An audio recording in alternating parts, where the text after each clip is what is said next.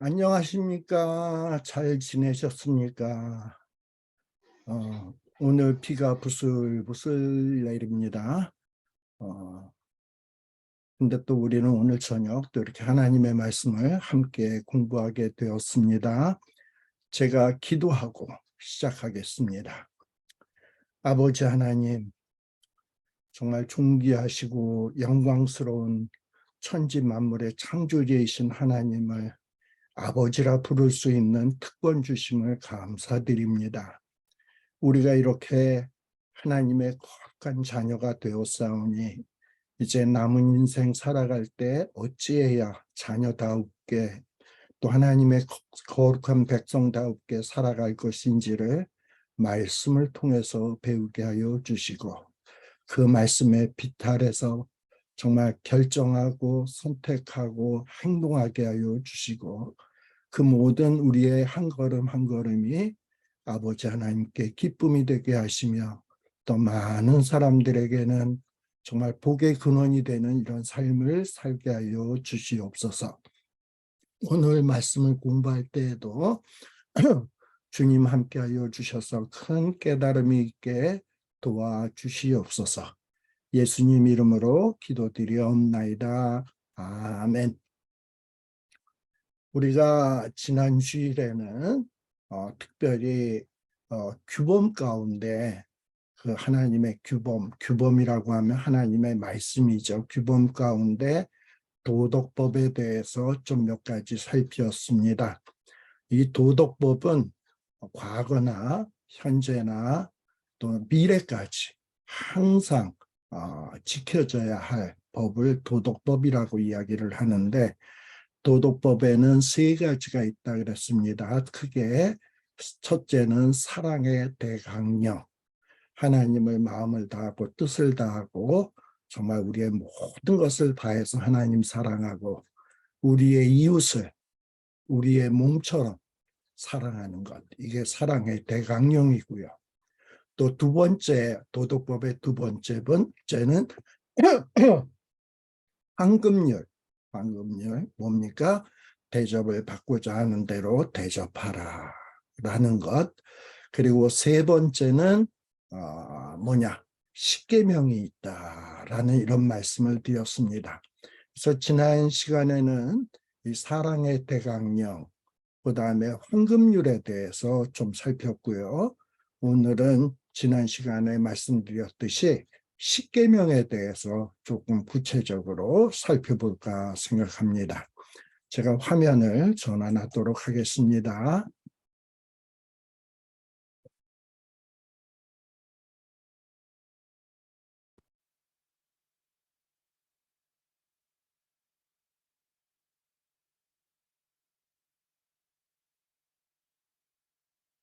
화면이 보이시죠? 네.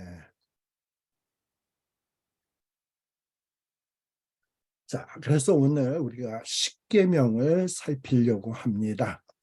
근데 이 십계명 이 타이틀 제목이 나오고 신학적 지평과 구조적 특징이라고 되어 있는데 이 신학적 지평이라는 게 뭔가 하는 것을 조금 지난 시간에도 말씀드렸습니다만 조금 말씀을 드린다면 우리가 사람의 어떤 행동이 있어요. 근데 그 행동을 옳고 그름을 판단하는 그 기준이 되는 것을 규범이라고 했습니다.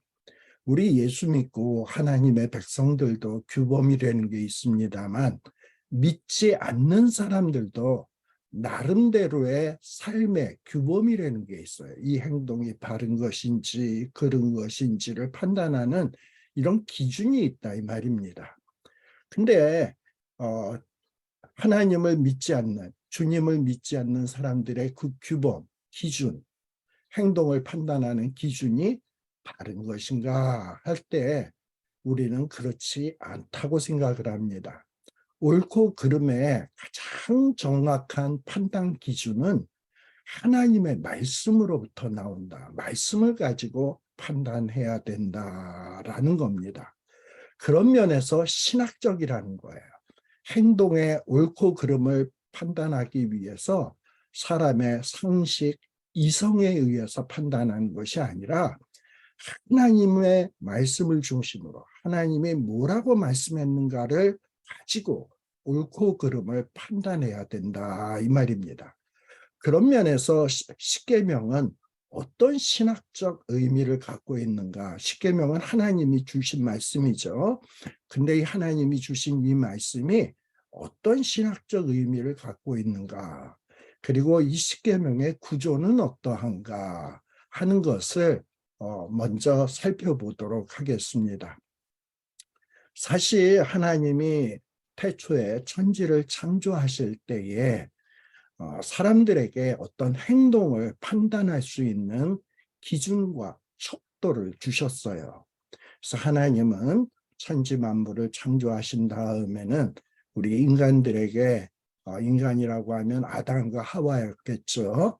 아담과 하와에게 너는 생육하고 번성하고 땅에 충만하고 그리고 모든 것을 정복하고 다스려라. 도대체 어떤 기준을 가지고 생육하고 번성할 것인가? 또 어떤 마음가짐을 가지고 세상을 정복하고 다스릴 것인가? 하는 것을 알기 위해서는 하나님을 알아야 돼. 하나님이 뭘 원하실까? 근데 하나님은 처음에 우리 인류를 창조하신 다음에 생육하고 번성하고 땅에 충만하고 그리고 모든 것을 정복하고 다스리라 라는 이렇게 포괄적인 아주 넓은 의미의 명령을 딱 주셨어요. 그리고 인간에게는 양심이라는 것도 주시고 지성이라는 것도 주시고 이성도 주셔서 하나님이 나에게 생육하고 번성하래.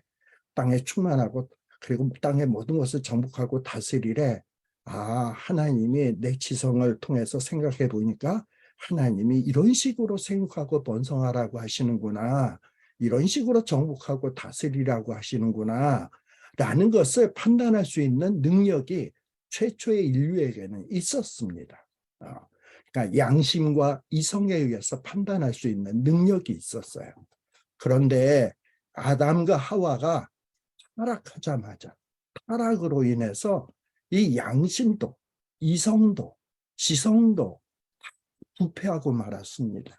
그러다 보니 우리의 양심 그리고 우리의 지성, 이성이 하나님이 창조할 때, 막 창조했을 때 그 상태에 비해서 이제는 제 기능을 충분히 발휘할 수 없게 되었습니다.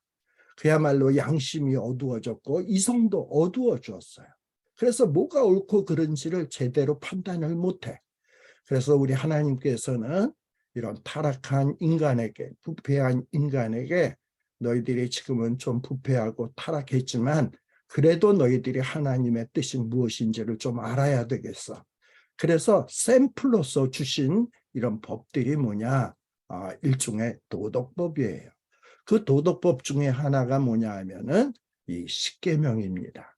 그래서 이 성경에 나오는 여러 도덕법들이 있는데 뭐 사랑의 대강령, 황금률 뭐 이렇게 있는데 그 도덕법을 좀 더 그 핵심을 잘 집약을 해서 실예를 들어서 설명해 주고 있는 것이 십계명이다라는 겁니다.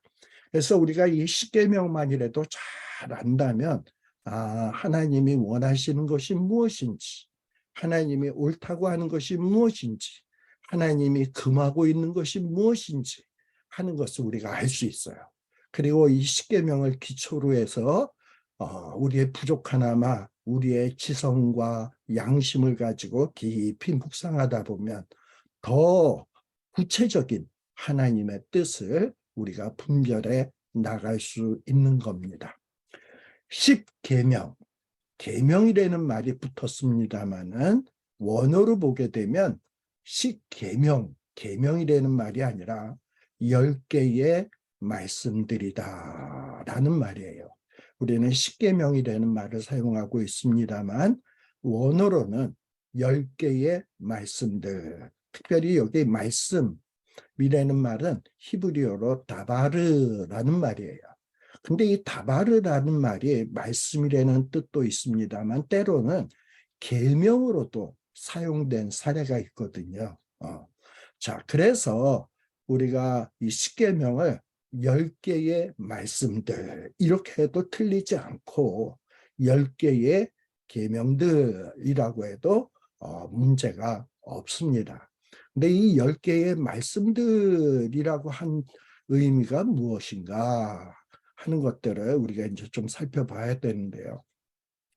또는 십계명을 다른 식으로 표현하기도 하는데 언약의 돌판들이라는 명칭을 사용하고 있어요. 이 언약의 돌판, 이 언약이라는 게 뭐예요?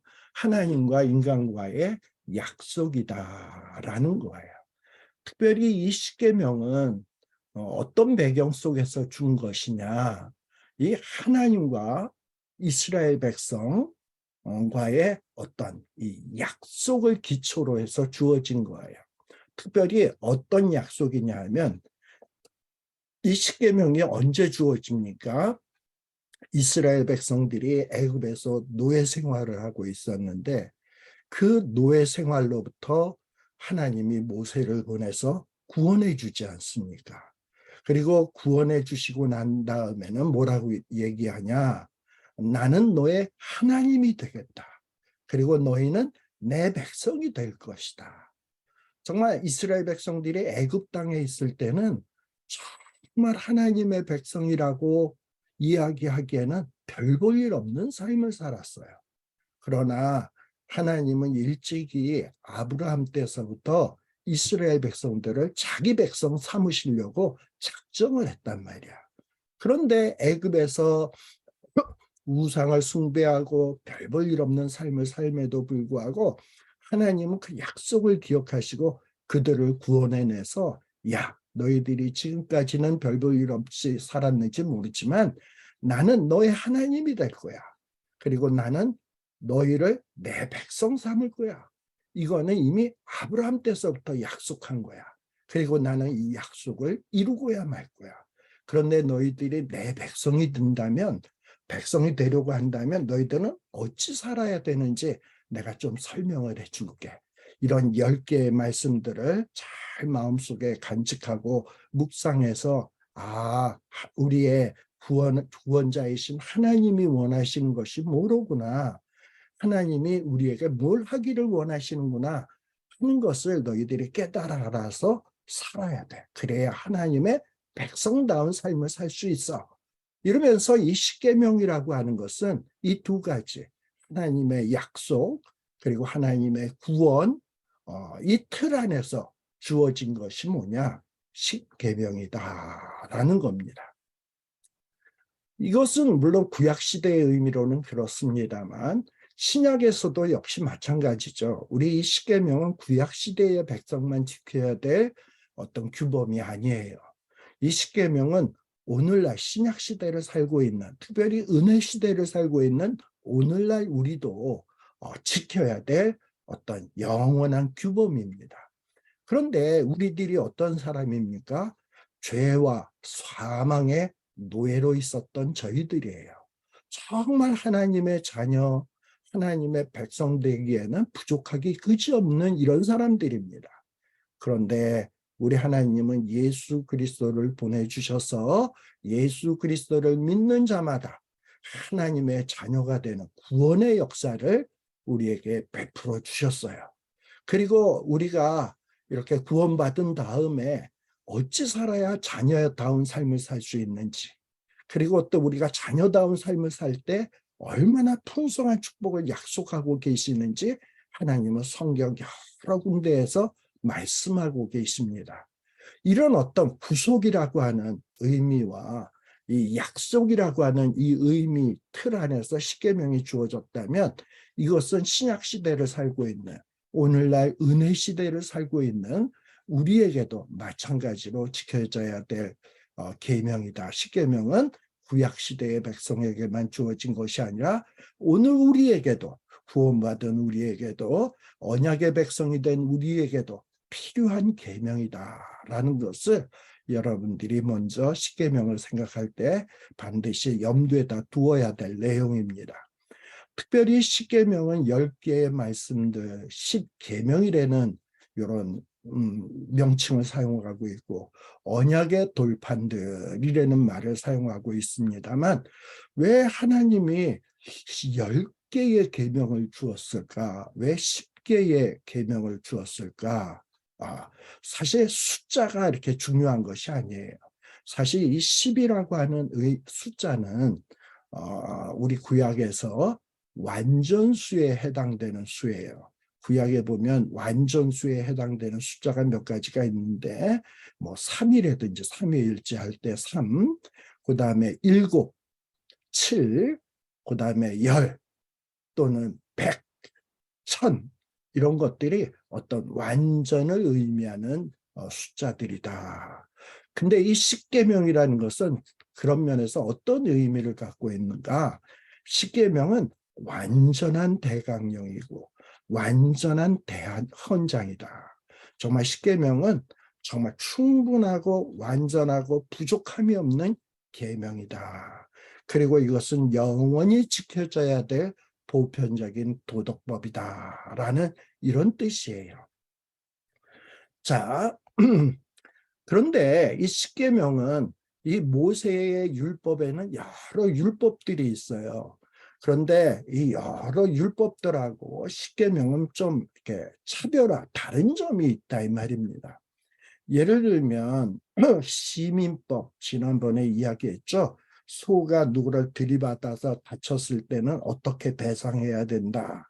이런 것들은 시민법이에요.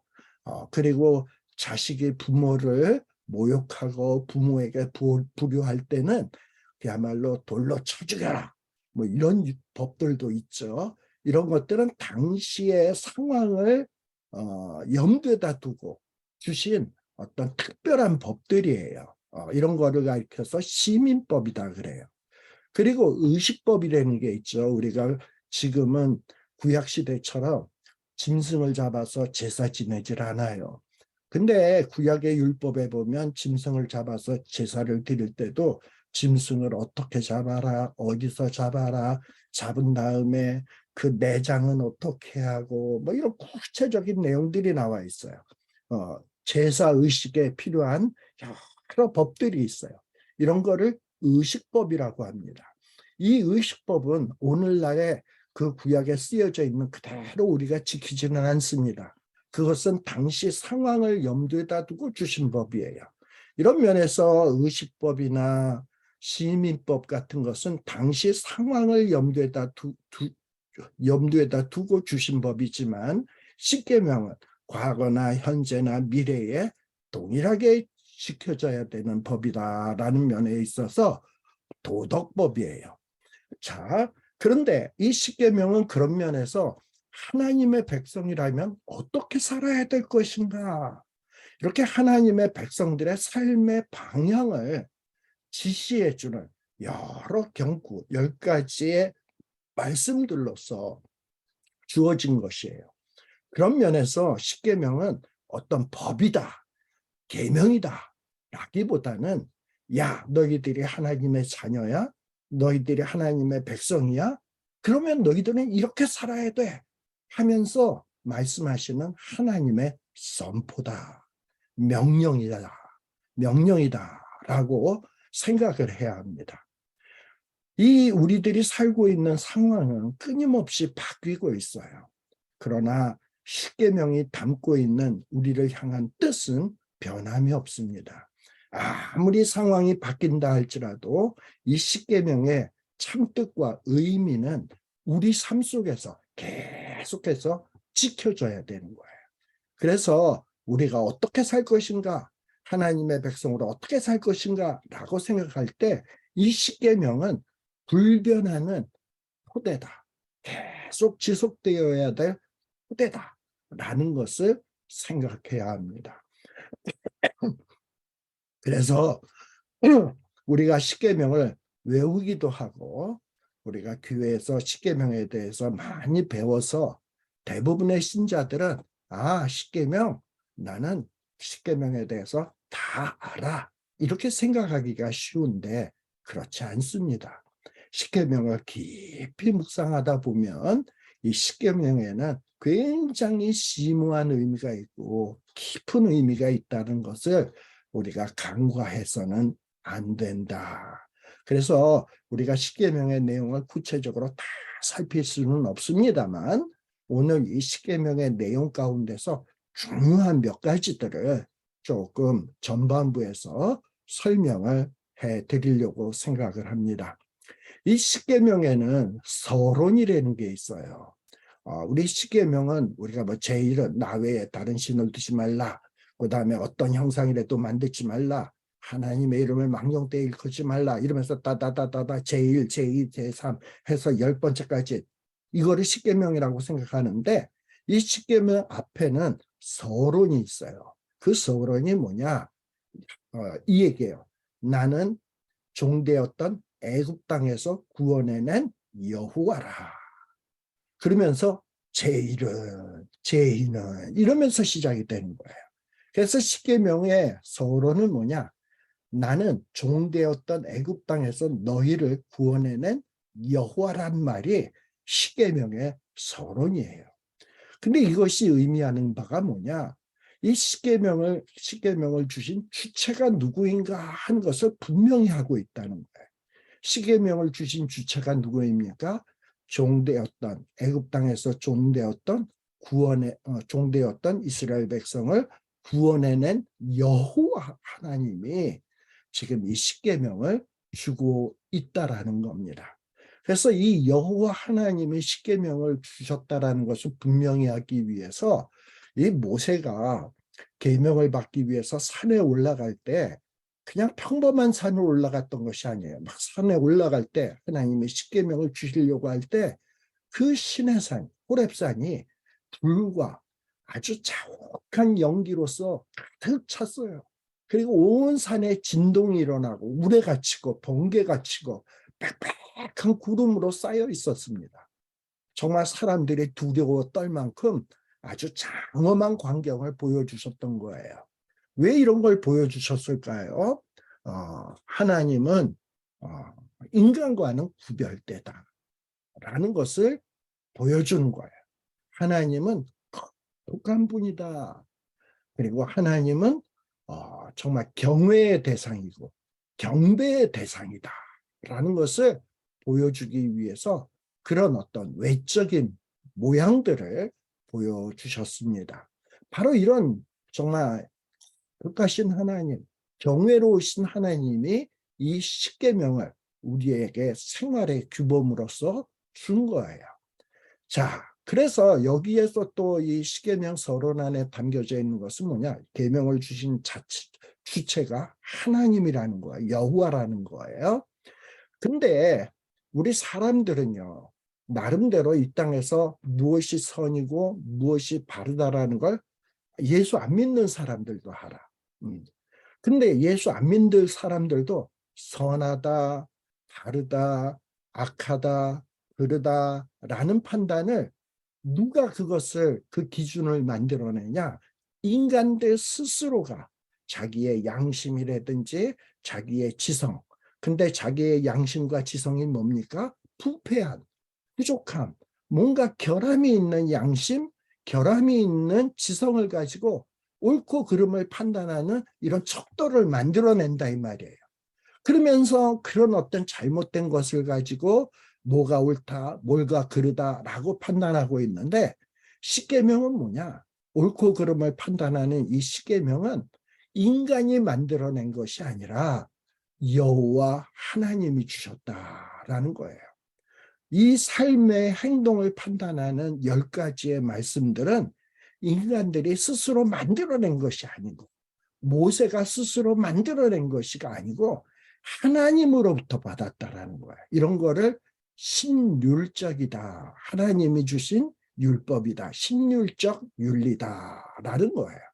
그래서 올바른 윤리란 뭐냐? 올바른 윤리란 인간이 만들어낸 척도를 가지고 행동을 판단하는 것이 올바른 윤리가 아니라 하나님이 가르쳐주시는 그 삶의 척도를 가지고 옳고 그름을 판단해 나는 것이 올바른 기독교 윤리다.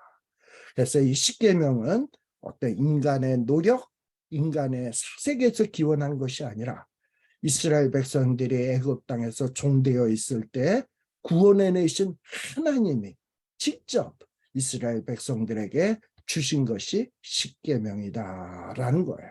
그래서 하나님의 백성이라면 하나님이 주도적으로 주신, 하나님이 주체가 되어서 우리에게 주신 이 십계명을 잘 받아서 그 원리의 의미를 깨달아서 우리의 삶에 옮기면서 살아야 되겠구나라는 이런 생각을 해야 될 줄로 압니다. 사실 이 서론에, 십계명 서론에 소개된 하나님의 사역, 뭡니까? 종되었던 애굽 땅에서 인도해낸 이 사역. 이 사역은 출애굽 사역이죠. 이스라엘 백성들을 출애굽시킨 사역이에요. 근데 이 출애굽 사역은 이스라엘 백성들이 애굽 땅에서 못 살겠다, 우리가 애굽 땅을 탈출하자 해가지고 나온 사역이 아니고 인간들이 생각하고 결정해서 행해진 사건이 아니고 이 출애굽 사건은 전적으로 하나님이 은혜로 주권적으로 주도해 나가신 하나님의 은혜로운 사역이었다라는 것을 잊어서는 안 됩니다. 왜 그럼 하나님은 이스라엘 백성들을 애굽 땅에서 구원해내는 이 출애굽 사역을 감행하셨는가 하는 거예요. 그것은 첫째는 하나님은 일찍이 아브라함, 이삭, 야곱에게 약속을 하셨어요. 아브라함, 이삭, 야곱에게 약속을 했어요. 나는 너의 하나님이 될 거야. 그리고 너의 자손들은 내 백성이 될 거야. 그리고 너의 후손들은 하늘의 별같이, 그리고 땅의 티끌처럼 많아지게 될 거야. 그리고 너희들은 복의 근원이 될 거야. 라는 약속을 이미 이스라엘의 조상들하고 약속을 했거든요. 근데 이 여호와 하나님은 이런 약속을 까먹는 하나님이 아니에요. 그런데 이스라엘 백성들이 애굽에서 종노릇하고 있단 말이죠. 그러니 하나님이 어떻게 해야 돼? 얘네들은 이렇게 살 사람이 아니야. 내가 끄집어내야지. 구원해 내신 거예요. 그리고 하나님의 능력으로 끄집어내신 거예요. 이게 바로 출애굽 사건이다. 그래서 이 출애굽 사건은 인간이 주도한 사건이 아니라 하나님이 주도하신 사건이고 하나님의 주권적 의지와 행위에 근거해서 행해진 은혜의 사역이었다. 그러면 이 출애굽 사건 때 하나님은 이렇게 은혜로 주도적으로 이스라엘 백성들을 끄집어내고 있는데 이스라엘 백성들은 어떤 모습을 보였는가 하는 것도 우리가 생각해 볼 필요가 있어요. 이스라엘 백성들은 항상 하나님의 의지와 행동에 나는 이 출애굽 사건은 인간들이 전혀 뭐 한 게 없어. 인간들의 의지에 의해서, 인간들의 행동에 의해서 출애굽이 되어진 게 아니었다라는 겁니다. 사실 이 애굽 땅에 있었던 이스라엘 백성들을 가만히 생각해 보세요. 그 모세가 애굽 땅에 가서 바로를 딱 만나가지고 내 백성을 돌려보내라 해가지고 출애굽이 되어진 것이 아니에요. 그렇게 해서 바로의 압제에서 벗어난 것이 아닙니다. 오히려 바로는 마음이 강박해져가지고 이스라엘 백성들에게 더 핍박하고 괴롭혔어요. 그러자 어떻게 됐습니까? 이스라엘 백성들은 야 나가자. 우리가 출애굽을 하자. 우리는 거룩한 백성이다. 우리는 이렇게 있어서는 안 된다 하고 뛰쳐나왔습니까? 이스라엘 백성들을 구원하러 온 모세를 원망하고 그리고 이스라엘 백성들은 하나님이 아브라함과 이삭과 야곱에게 약속하신 것이 있잖아요. 거룩한 땅으로 인도하겠다. 젖과 꿀이 흐르는 땅으로 너희들을 주시겠다라고 약속했는데 그런 약속을 믿지 않고 귀도 기울이지 않는 거야. 그래서 모세를 원망하고 또 홍해 앞에서는 어떻게 합니까? 두려움에 사로잡혀서 우리 애굽에 매장지가 없어서 우리를 광야에서 죽게 하느냐 불평했던 것이 이스라엘 백성들이었습니다. 이스라엘 백성들은 애굽에 살 때 애초부터 애굽을 떠날 생각이 없었어요. 그리고 심지어는 이 출애굽을 하고 난 다음에도 애굽에서 살던 생활을 시하기를 원했던 것이 이스라엘 백성들이었습니다. 그리고 정말 이렇게 이스라엘 백성들은 전혀 출애굽의 의사가 없었어요. 그런데 하나님은 이스라엘 백성들을 구원해 내신 거예요. 그럼 이때 이스라엘 백성들은 어떤 모습을 보였는가? 그저 가만히 서서 하나님의 행하시는 일을 볼 뿐 그들이 뭐 주도적으로 하는 일이 하나도 없었다. 그래서 이 출애굽은 어떤 인간에 의해서 되어진 일이 아니라 하나님이 행하신 일이었다라는 거예요. 그리고 이스라엘 백성들이 광야에서도 무슨 얘기를 하냐? 애굽에 대한 향수에 젖어서 야, 우리가 애굽 땅에서 살 때는 고기 까마 곁에 앉아서 정말 배불리 먹고 즐겁게 살았는데 이게 뭐야? 이러면서 불평하고 원망했어요. 또 그래서 하나님이 배고픈 이스라엘 백성들에게 만나와 메추리를 주셨는데 그 만나와 메추리를 공급받으면서 고마워할 생각은 하지 아니하고 우리가 애굽에 있을 때는 값없이 생선과 오이와 참외와 부추와 파와 마늘들을 먹고 정말 즐겁게 지냈는데 뭐 이러면서 정말 불평하고 원망했던 것이 이스라엘 백성들입니다. 특별히 가데스 바네아에서 정탐꾼들이 돌아와서 이 가나안 땅에는 정말 장대와 같은 사람들이 살고 있다. 그리고 그들과 싸워서 이기기는 참 어렵다. 이런 부정적인 정탐꾼들의 보고를 듣고서는 또 모세를 원망하고 하나님을 원망하면서 차라리 애굽으로 돌아가는 것이 낫다. 우리가 모세 대신에 다른 지휘관을 세우고 애굽으로 돌아가자 했던 사람들이 누구냐? 이런 한심한 사람들이 이스라엘 백성들입니다. 이렇게 이스라엘 백성들은 모세와 만난 직후부터 계속적으로 하나님을 거역했던 사람들이에요. 네. 이게 바로 이스라엘 백성들입니다. 근데 이런 이스라엘 백성들에게 하나님은 조건 없이 은혜로 이스라엘 백성들을 바로의 압제로부터 구원해내신 이런 하나님이세요. 근데 이 하나님이 십계명을 이 이스라엘 백성들에게 주고 계신 겁니다. 그러면서 이 십계명의 계명을 주시면서 구원받은 하나님의 백성이라면 어떻게 살아야 될 것인가 하는 것을 규범적으로 제시하고 있는 것이 십계명이다. 제가 지금 이스라엘 백성들의 한심한 모습을 이야기했습니다만 이 이스라엘 백성만 한심합니까? 오늘 우리는 어떠한가요? 우리도 마찬가지죠. 하나님이 우리를 죄에서 구원해 주었어요. 우리가 죄에서 구원받기 위해서 우리가 뭐 한 일이 있습니까? 그리고 우리가 한 일을 통해서 뭐 이룬 게 있습니까? 정말 구원받을 만한 조건이 하나도 없는 정말 한심하기 그지없는데 하나님은 우리를 은혜로 정말 하나님의 그 지극한 사랑으로 우리를 죄와 사망의 권세로부터 구원하여 주셨어요. 그리고서 이 하나님께서는 너희가 이제 내 자녀가 되었다면 내 백성이 되었다면 너희들은 어떻게 살아야 되지 하면서 구약의 말씀, 신약의 말씀들을 오늘날 우리에게 주고 있는 겁니다. 그러면서 이 구원받은 백성들에게 뭐라고 얘기하냐? 구약의 백성들에게 이렇게 말씀을 했어요. 레위기 20장 같은 데 보게 되면 너희들이 이전에 살던 애굽 사람들의 풍속을 쫓지 말고 또 장차 들어갈 가나안 사람들의 풍속도 쫓지 말고 그리고 내가 너희에게 지시한 이런 말씀들을 염두에다 두면서 살아야 된다라고 구약성경 레위기 18장, 19장, 20장에 보면 기록이 되어 있습니다. 그리고 오늘날 이 신약의 성도들에게는 어떻게 말씀하시냐? 로마서 12장 1절에서부터 3절에 보게 되면 너희들은 이제 구원받은 백성이 되었다면 이 세대를 본받지 말고 오직 변화를 받아 하나님이 기뻐하시고 온전하신 뜻이 무엇인지 분별하도록 해라. 그리고 너희의 몸을 거룩한 하나님의 산제사로 드려라. 그러면서 이 신약의 성도들에게 구별된 삶을 살아.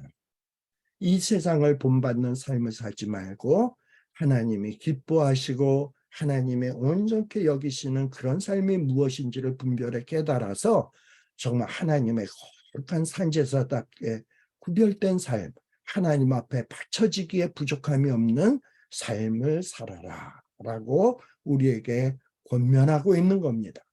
그러면서 하나님은 자신이 거룩한 것처럼 너희도 거룩해라 라고 명령하고 있는 겁니다. 자, 이렇게 하나님은 이스라엘 백성들을 구원해 내주셨어요. 그리고 자유를 주십니다. 그리고 이 자유를 주시면서 이제 또 뭘 말씀하고 계시냐? 그럼 어떻게 구원받은 백성으로서 더 이상 노예 생활에 빠져들지 아니하고 그리고 너희에게 주어진 자유를 누리면서 계속 지속적으로 살 수 있는가 하는 방법을 가르쳐 주시는데 너희가 구속받은 백성으로서 계속적으로 자유를 누리기 위해서는 울타리가 필요해. 울타리. 이 울타리를 넘어서면 너희들이 가졌던 자유도 잊어버리고 너희들이 얻었던 이 구원도 잃어버리기가 쉬우니까 이 울타리를 꼭 염두에다 두라는 겁니다. 사실 물이 물고기를 이렇게 가둬두고 있어요. 어떻게 보면 물이 물고기를 구속하는 것 같지만 물고기는 물 속에 있을 때 가장 자유로울 수 있습니다. 이 창공, 이 궁창은 이 새들이 사는 공간이에요. 근데 이 궁창이라는 건 제한돼 있잖아. 어떻게 보면 새들을 구속하는 것 같아. 근데 이 새들이 궁창을 벗어나서 바다 물속에 들어간다든지 땅 위에서만 산다든지 그러면 새들은 더 이상 자유롭게 살 수가 없습니다. 그래서 새에게는 창공이 필요하고 창공이라는 울타리가 필요하고 물고기는 물이라는 울타리가 필요하듯이 하나님의 백성은 하나님이 쳐주신 울타리, 이 율법의 울타리 안에서 자유롭게 살 수 있다는 것을 기억해야 합니다. 그래서 이 율법은 우리를 괴롭히려고 주신 것이 아니라 우리를 보호하고 우리를 지키기 위해서 우리가 더욱더 자유롭게 자유를 누릴 수 있도록 하기 위해서 주신 우리의 안전망이다. 우리의 안전을 위한 울타리다. 라는 것을 기억할 필요가 있습니다. 자, 그래서 이 시내산에서 율법을 주신 것과 이 신약에 우리 예수님이 우리에게 계명을 주신 것 여기에는 공통점이 있습니다. 시내산에서는 하나님과 이스라엘 백성 사이에 중보자가 누구였습니까? 모세였어요. 그런데 신약 시대에는 하나님과 우리 사이에 중보자가 누구입니까? 예수 그리스도예요. 그래서 과거의 중보자는 모세였는데 이제 우리의 중보자는 예수 그리스도로 대체되었다라는 겁니다. 그리고 모세에게 보여주신 여호와가 온 세상을 창조하신 창조주였던 것처럼 신약 시대의 구원자이신 우리 예수 그리스도도 만물의 주인이에요. 그래서 성경에 보게 되면 로마서 11장 36절에 보면 만물이 그에게로 나오고 그로 말미암고 또 그에게로 돌아간다라고 이야기합니다. 그래서 그리스도는 모든 민족으로부터 경배받기에 합당하다라고 신약의 성경들은 선포하고 있습니다. 또 출애굽 구원의 사건을 기념하기 위해서 유월절을 지키잖아요. 그런데 그리스도께서 우리를 위하여 죽임당하신 것을 기념하기 위해서 이 유월절이 부활절과 같은 새로운 의미로 대체되기 시작을 했습니다. 애굽으로부터의 해방은 이스라엘 백성들이 이 정치적, 군사적 압박이었던 애굽으로부터의 해방은 오늘날 우리 성도들에게는 흑암의 권세, 죄의 속박으로부터 해방으로 대체되었습니다. 그리고 가나안 땅에 들어가는 것은 우리가 그리스도의 왕국에 들어감으로 대체되고 있는 것을 볼 수 있어요. 그래서 이 출애굽 사건하고 오늘날 우리가 구원받은 이 일하고는 서로 상관없는 게 아니야. 굉장히 밀접한 관련이 있어. 출애굽 사건은 우리가 받은 구원의 예표적 사건이에요. 그래서 이 출애굽에 구원받은 사람들에게 십계명이 주어졌다면 정말 예표적 사건에서 이렇게 십계명이 주어졌다면 그 성취되어진 이 시대의 십계명은 오늘날 우리에게도 필요한 말씀이다라는 것을 기억할 필요가 있습니다. 그래서 이 십계명의 말씀을 통해서 우리 성도들에게 어떻게 해야 구별된 사람을 살 수 있는지 하는 것을 우리에게 가르쳐주고 있습니다. 그 다음에 요 출애굽 사건과 더불어서 한 가지 조금 이런 사회 현상, 사회적 윤리와 관계된 얘기를 하나 짚고 넘어가야 되는데, 여러분들 그 해방신학이라는 것을 알 거예요. 근데 이 해방신학을 주장하는 사람들이 관심을 두고 있는 구약의 대표적인 사건이 뭐냐? 이 해방의 사건이었던 출애굽 사건이에요. 그래서 이 해방신학을 주장하는 사람들은 이 출애굽 사건을 어떻게 보냐? 이 출애굽 사건은 독재 정권의 정치적, 경제적 탄압을 받는 가난하고 억눌린 계층이 정치적, 경제적 억압의 구조로부터 해방운동을 전개하는 민중들의 노력이다라고 보는 거예요. 그래서 이 출애굽 사건이 어떤 정치적, 경제적으로 압박받았던 이스라엘 백성들이 거기서부터 뛰쳐나오잖아. 그처럼 이 해방신학을 주장하는 사람은 오늘날에도 정치적, 경제적 압박받는 사람들이 뛰쳐나와야 된다. 그 모델이 뭐냐? 출애굽 사건이다. 이러면서 이 출애굽 사건을 자기네들의 해방신학을 주장하는데 근거로 삼는다라는 거예요. 그리고 이 해방신학자들은 이 출애굽 사건을 가진 자와 가지지 못한 자, 지배자와 피지배자 간의 정치 사회적 충돌 사건으로 환원시키고 있어요. 소위 요즘 자주 하는 말 가운데 갈라치기라는 거 있죠. 갈라치기. 특별히 이 정치하는 사람들이, 사실 이 정치하는 사람들이 모든 사람들의, 정말 100%의 모든 사람들의 지지와 그리고 그 사람들의 어떤 동의를, 정말 저 사람은 우리의 최고의 지도자야, 그래서 모든 사람들이 다 좋아할 수 있겠습니까? 어떤 정치 지도자들이? 그런 일은 있을 수도 없어. 그러다 보니까 이 정치 지도자들은 하도 이것들이 꾀돌이를 해서 내가 어차피 모든 사람을 만족시키려고 하다가는 죽도 밥도 안 돼.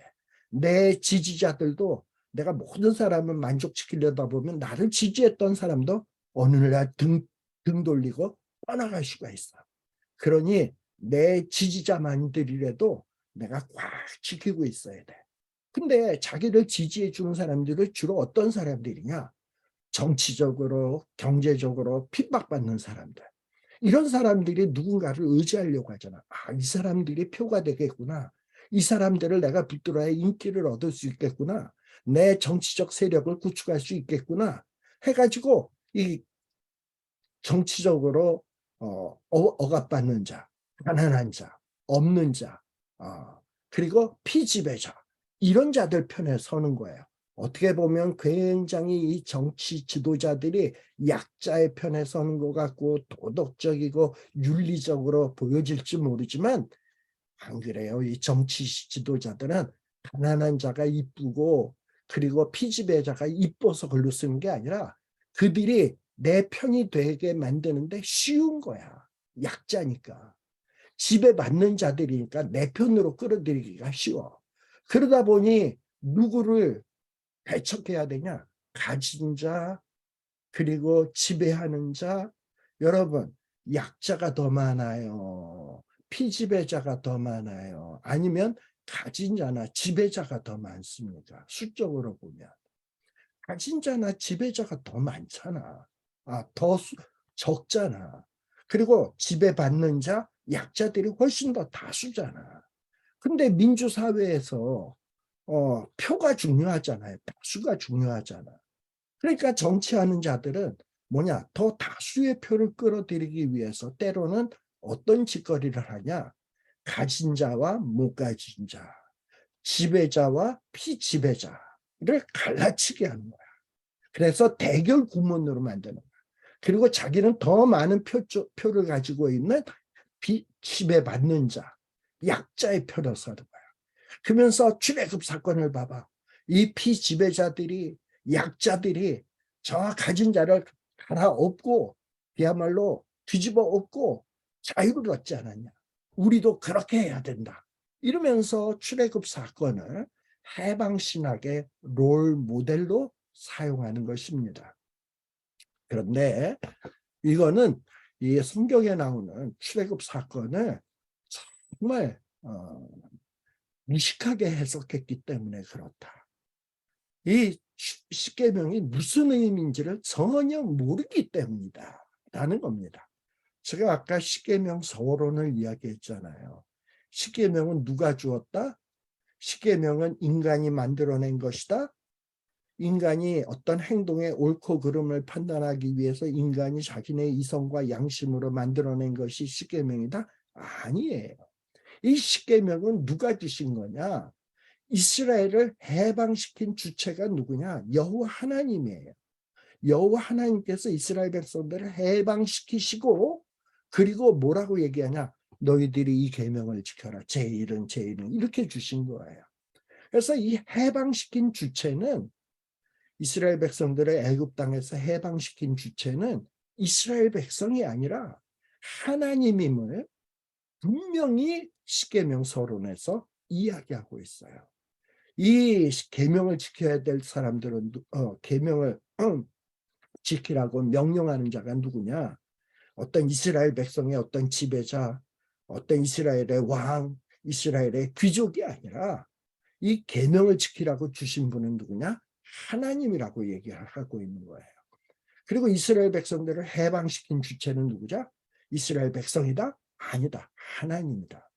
그런데 이 해방 신학을 주장하는 사람들은 이 해방의 주체, 자기들의 그 정치적인 억압 그리고 경제적인 어려움에서 해방시킬 주체가 누구여야 되냐? 자기들이어야 되는 거야. 아니면 자기들이 지지하는 어떤 정치 지도자가 해줄 거라는 거야. 아니에요. 우리를 해방시켜 주실 분은 누구냐? 여호와 하나님이에요. 그런데 해방 신학을 주장하는 사람은 이것을 잘못 생각하고 있단 말이지. 우리 인간이 가난으로부터 정치적인 억압으로부터 해방할 수 있어. 우리가 뭉치면 해방할 수 있어. 있다고 생각을 갖고 있다 이 말입니다. 그리고 또 여러분들 이 십계명은 이스라엘 백성들에게 주지 않았습니까? 근데 사실 이스라엘 백성들이 애굽 땅에 살 때 정말 계속적으로 애굽 땅에서 사는 동안 지속적으로 계속 정치적으로 억압받고 경제적으로 핍박을 받고 있었냐?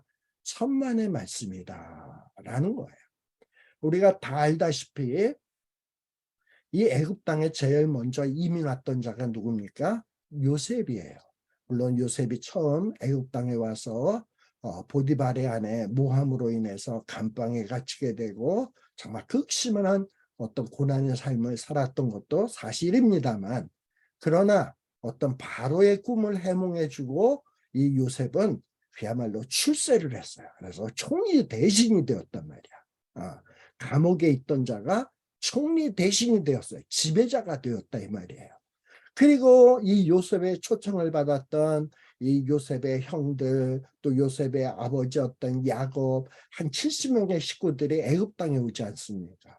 그러면서 이 요셉 덕택에 바로로부터 땅을 부여받아서 그들은 아주 편안하게 살았어요. 아주 편안하게 오랫동안 살았습니다.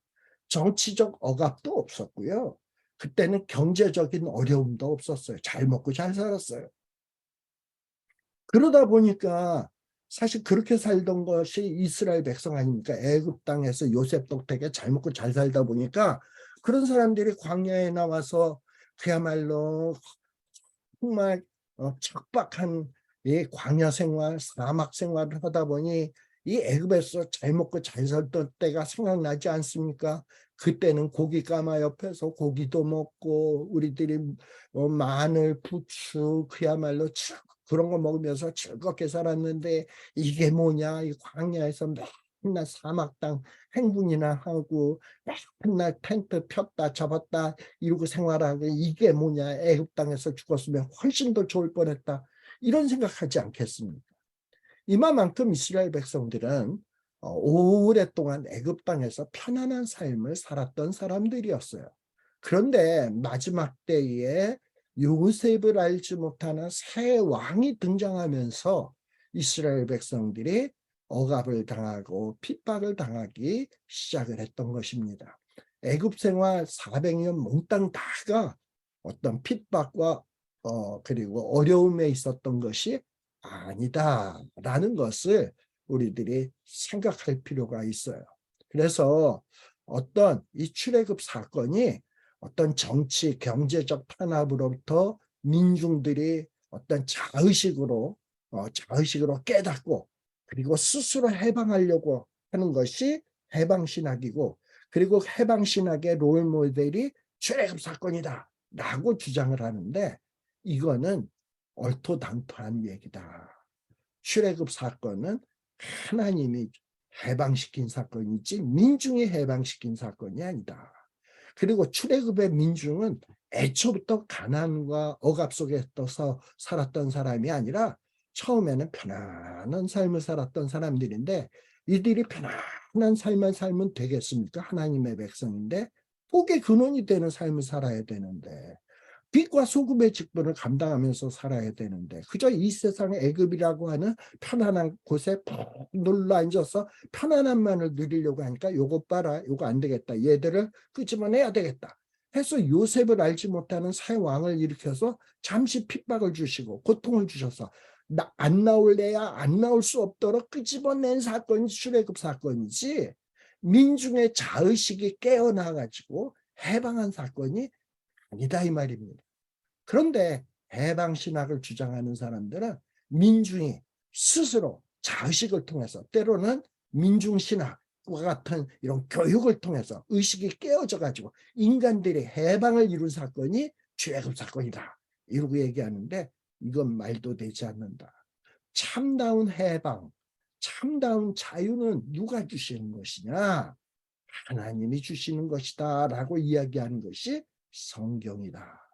근데 민중신학이나 해방신학은 바로 이 성경을 곡해해서 생겨난 신학이다라는 것을 우리들이 좀 알 필요가 있습니다.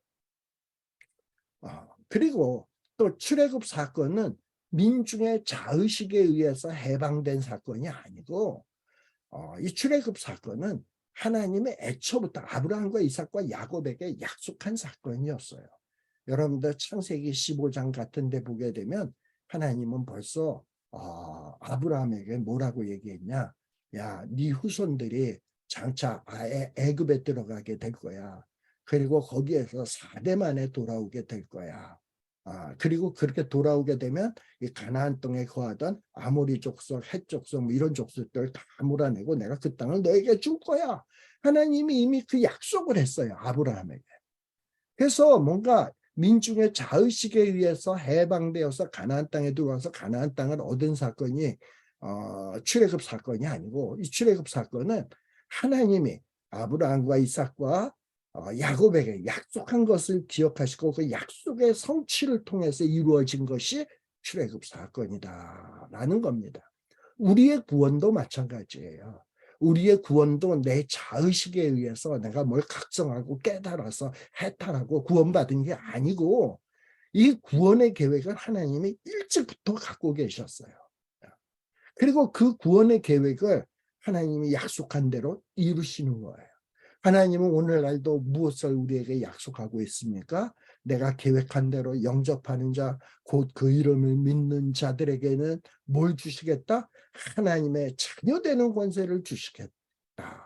예수 그리스도를 영접하고 그리고 그의 이름을 믿는 자에게는 하나님의 자녀가 되는 권세를 주시겠다고 약속했습니다. 그래서 우리의 구원은 약속에 의해서 되어진 것이지 어떤 우리의 행위나 어떤 공로나 우리의 어떤 자의식의 개발을 통해서 되어진 것이 결코 아니다라는 겁니다.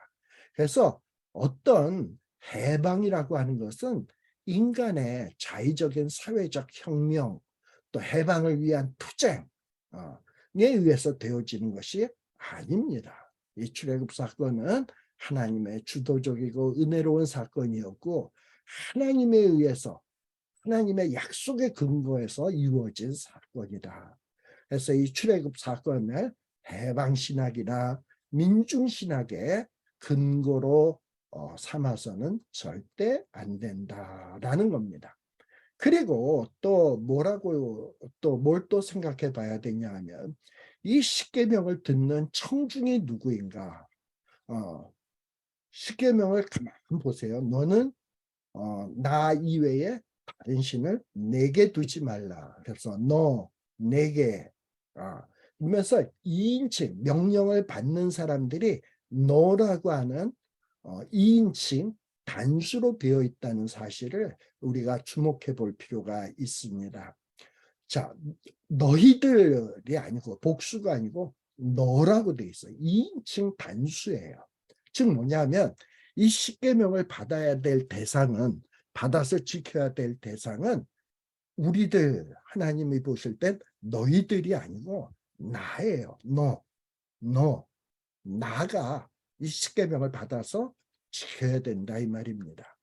그래서 십계명은 나 개인이 하나님의 명령을 들어야 될 책임적 존재다라는 것을 분명히 하고 있어요. 그래서 이 십계명을 지켜야 될 대상은 누구냐? 나예요. 나. 하나님과 내가 특별한 관계를 맺으면서 나는 하나님의 백성, 나는 하나님의 자녀. 그렇다면 내가 어찌 살아야 되지? 이러면서 지켜야 될 명령이 뭐냐? 십계명이에요. 물론 우리들이 지켜야 되는 계명일 수도 있습니다만 1차적으로 나라는 사실을 기억해야 합니다. 그래서 내가 변화되지 않고서는 세상이 변화되지 않습니다. 나는 변화되지 않고 나 옆에 있는 사람들이 변화되면 세상이 변화되겠지? 천만의 말씀입니다. 내가 변화돼야 그리고 나로 인해서 주변이 변화되기 시작해야 세상도 변화되어지는 거예요. 근데 내가 변화되고 내 주변이 변화되는 것은 내 의지, 내 노력에 의해서 되어지는 거냐? 아니에요. 하나님이 해방시켜주고 하나님이 구원시켜줘야 돼요. 그리고 구원받은 백성이라면 하나님이 주신 명령에 따라서 그 명령을 지킬 때 변화가 나타나기 시작하는 겁니다. 자, 그러면 십계명을 어떤 외적으로 지킴으로써 외적인 모습의 변화를 통해서 십계명을 지킨다라고 하는 거냐? 아닙니다. 이 십계명을 지킨다라는 것은 어떤 외적인 행동만 변화되는 게 아니라 마음속 깊이까지 변화되는 것을 의미해요. 그래서 우리가 십계명을 참으로 이해하고 적용을 할 때 반드시 기억해야 될 것이 10번째 계명입니다. 10번째 계명은 뭡니까? 탐내지 말라. 탐심의 문제를 다루고 있어요. 내 이웃의 집을 탐내지 말라. 내 이웃의 아내나 그의 남종이나 그의 여종이나 그의 소나 그의 낙이나 물은 내 이웃의 소유를 탐내지 말라. 그러면서 이 출애굽기 20장 17절에 기록해주고 있어요. 그러면서 탐내지 말라. 탐심을 품어서는 안 된다. 근데 이 십계명이 이 출애굽기에도 나옵니다만 신명기에도 나와요. 그래서 이 출애굽기에 나오는 10번째 명령, 신명기에 나오는 십계명의 10번째 명령을 비교를 해보면 조금 뭐 거의 내용이 똑같은데 조금 차이가 있어요. 어떻게 차이가 있냐? 출애굽기에서는 뭐라고 돼 있냐? 내 이웃의 어, 이웃의 집, 내 이웃의 집을 탐내지 말라라는 말이 먼저 나와요. 출애굽기에서는. 그러나 신명기에서는 뭐냐? 이웃의 아내나 내 이웃의 아내를 탐내지 말라라는 말이 먼저 나와요. 그래서 출애굽기에서는 내 이웃의 집을 탐내지 말라 이렇게 시작이 되는데 신명기에서는 내 이웃의 아내를 탐내지 말라가 먼저 나옵니다. 그래서 이렇게 순서가 뒤바뀌어 있는 것이 차이지 다른 차이는 거의 없어요. 그럼 이 차이가 뭐 대단한 차이냐? 아니에요. 사실 왜 신명기에서는 내 이웃의 아내를 탐내지 말라 했냐 하면 사실 집안에 있어서 아내, 이 여자, 어머니가 집의 모든 가정사를 실질적으로 관장하지 않습니까? 그래서 집안일 하면 여자 이렇게 돼 있는 거예요. 그래서 출애굽기에서는 내 이웃의 집을 탐내지 말라. 그런데 신명기에서는 이웃의 집을 관장하는 내 아내를 탐내지 말라. 그래서 그 아내를 탐내서 가져버리면 그 아내가 관장하고 있는 것도 모든 것을 가질 수 있잖아.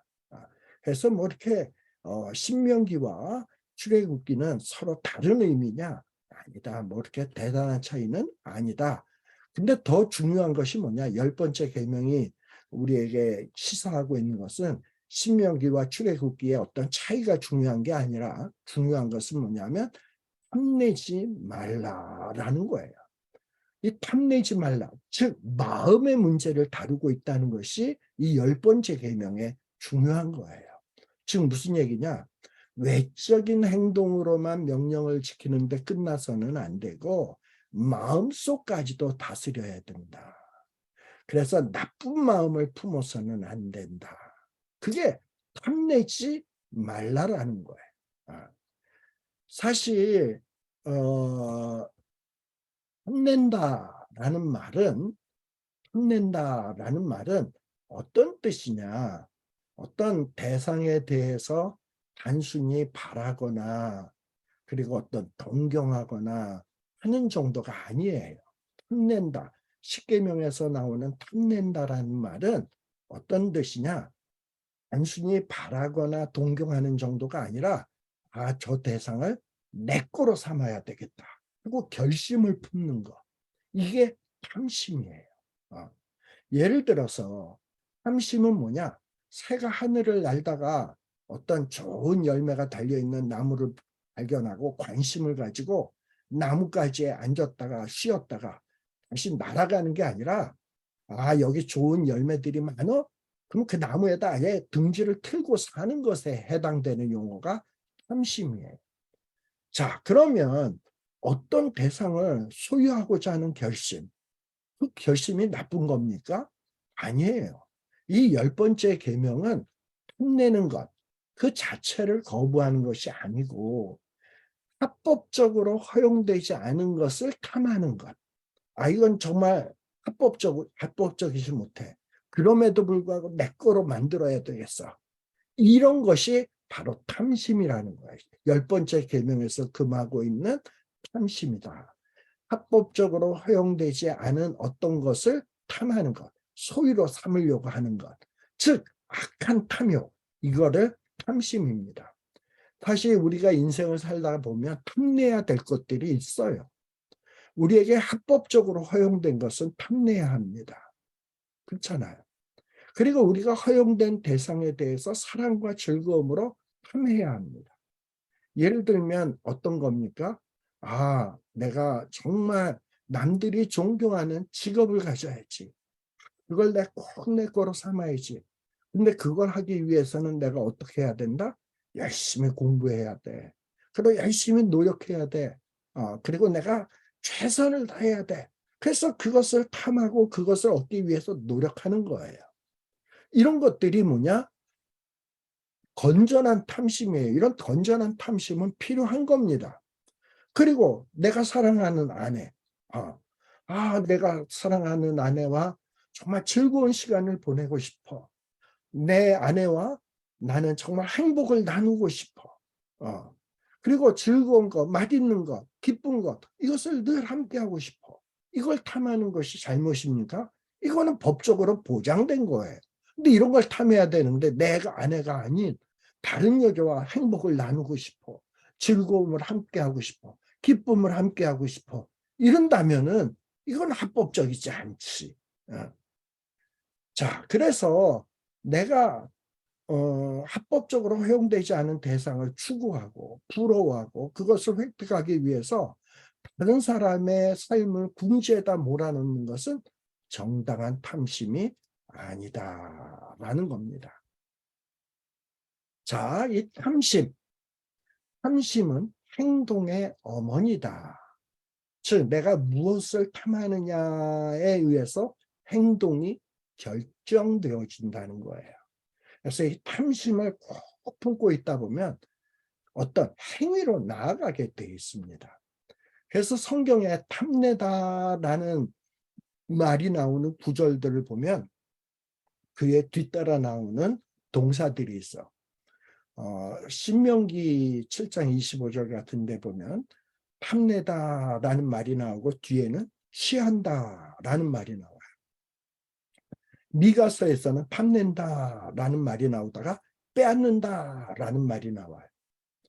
또 미가서 2장 2절에는 탐낸다라는 말이 나오다가 차지한다라는 동사들이 뒤따라요. 즉 탐낸다라는 것은 마음에서 발생되는 일이지만 취한다, 빼앗는다, 차지한다라는 것은 외적인 행동으로 나타나는 것들입니다. 이렇게 어떤 우리가 탐내는 마음을 갖고 있으면 외적인 행동으로 나아가는 거예요. 그러다 보면 어떻게 보면 이 탐내는 마음은 이미 행동한 것과 다름이 없다라는 겁니다. 그래서 예수님께서는 산상수훈에서 뭐라고 얘기했습니까? 마음속으로 형제를 향하여 그야말로 라가라 하고 미련한 놈이라고 판단하는 이런 생각 자체가 이미 살인하지 말라라고 하는 계명을 범한 것이다 라고 얘기하고 있어요. 또 간음이라고 하는 외형적 행동만이 아니라 마음으로 합법적인 파트너가 아닌 여성을 향하여 음욕을 품는 것 자체가 이미 간음하지 말라라는 계명을 범한 것이라고 말한 것도 뭐냐 하면은 이 10번째 계명에 담고 있는 뜻을 설명해 준 거야. 즉 외적인 행동만 안 했다고 안 한 것이 아니라 마음속에 이미 그런 마음을 품었다면 외적인 행동을 한 것과 다름없다라는 것을 이야기하는 겁니다.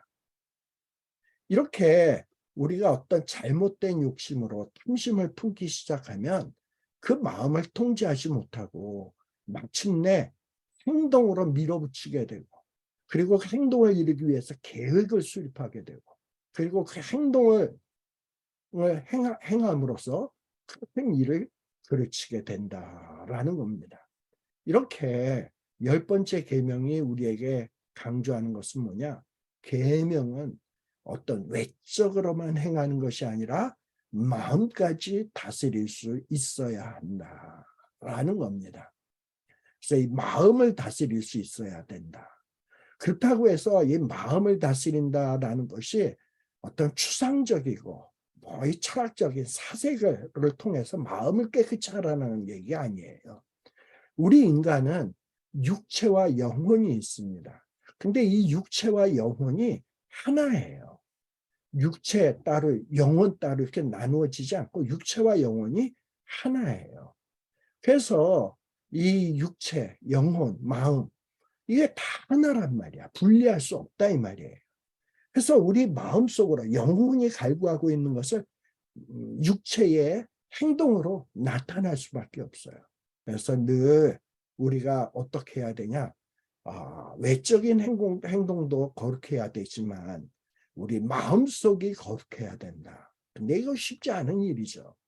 그래서 늘 우리는 어찌해야 되냐?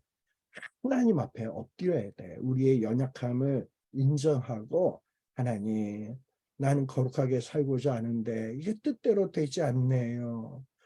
정말 내 마음속에 이렇게 뭉게뭉게 일어나는 이 더러운 생각이 떨쳐지질 않네요.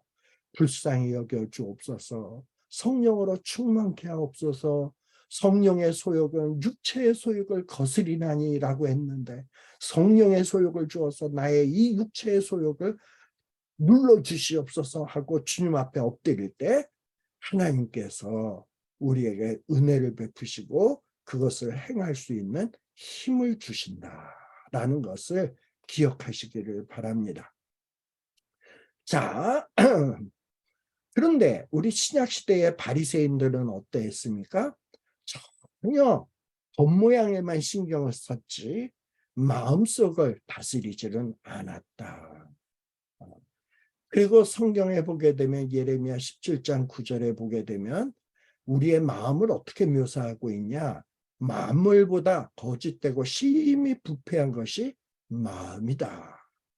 또 창세기 6장 5절에 보면 노아 시대의 사람들이 어떠했다? 마음으로 생각하는 모든 계획이 항상 악하다. 사실 사람은요, 가만 냅두면, 기도하지 않고 가만 냅두면, 성경을 보고 끊임없이 자기를 들여다보지 않고 가만 냅두면 점점 악해질 수밖에 없어요. 우리의 마음이 부패한 마음이기 때문에 그래요. 그리고 부패한 마음이기 때문에 악한 계획을 세울 수밖에 없어요. 네. 그런데 우리의 마음을 깨끗게 하기 위해서는 뭐냐? 하나님이 주시는 힘으로 우리가 깨끗게 할 수가 있습니다. 네. 그래서 어떤 유대교의 대학자는 이런 얘기를 했습니다. 나는 그리스도인들의 십계명을 가지는 것보다 차라리 7777개의 유전의 명령과 금령을 가지는 편을 택하겠다. 왜냐하면 십계명은 마음 전체를 요구하는 반면 7777개의 선조들의 명령과 금령 옆에는 아직도 어느 정도의 자유가 남아있기 때문이다. 즉 7770개의 계명을 지키는 것보다 더 어려운 게 뭐라고요?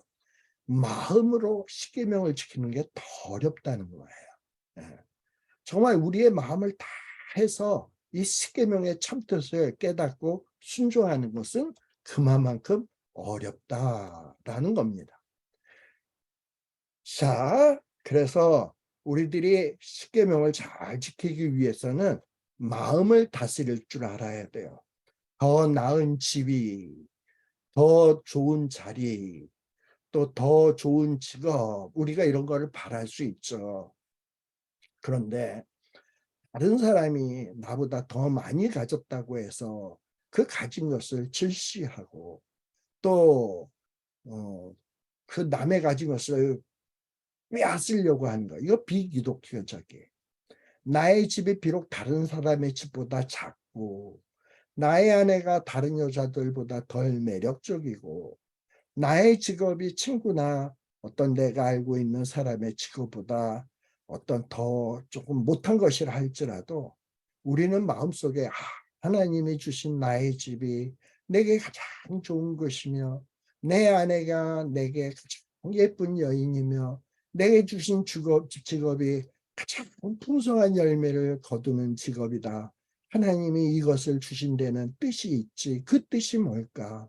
그리고 그 뜻을 어떻게 하면 잘 실천할까? 이것을 끊임없이 묵상하고 생각하고 그것을 이룰 수 있도록 하나님 앞에 무릎 꿇고 그리고 마음을 다스리고 외적인 행동으로 나타나기를 힘쓰는 것이 이것이 참다운 우리 기독교인의 삶이다라는 겁니다. 특별히 이 세계의 대부분의 지역을 지배하고 있는 가난을 생각하면서 우리는 우리 자신이 가진 부유함을 나누어주는 책임, 이런 삶의 양식이 요구돼요. 가진 자의 가진 것을 보고 어떻게 하면 내 것으로 가실까? 그냥 거기에다 골몰하는 것이 아니라 가진 자를 볼 것이 아니라 나보다 못한 자를 보면서 나보다 가난한 자를 생각하면서 내가 가진 것을 나누어주는, 베푸는 이런 삶의 양식. 이것이 내 이웃을 내 몸처럼 사랑하는 것이고 그리고 이런 계명을 지키는 것이 하나님을 사랑하는 것이다 라는 겁니다.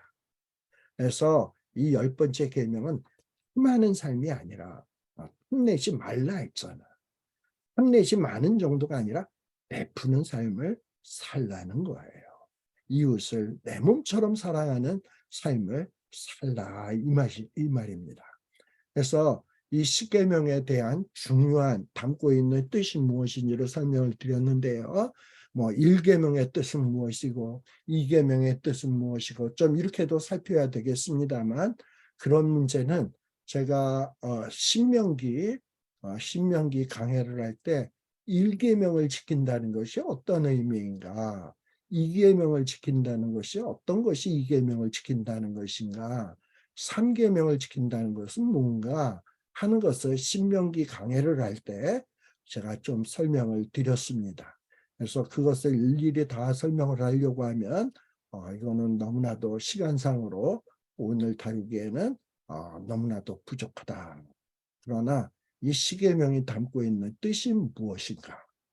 그리고 이 십계명을 잘못 오해했을 때 어떤 일들이 벌어지는가? 아까 그래서 해방신학, 민중신학 이런 일들이 발생된다고 했죠.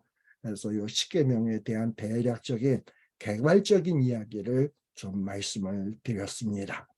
자, 그러면 잠시 쉬었다가 우리 두 번째 시간을 갖도록 할게요. 그러다 보니 이 십계명 하는데 시간이 좀 너무 오래 걸렸습니다. 잠시 쉬었다 가겠습니다.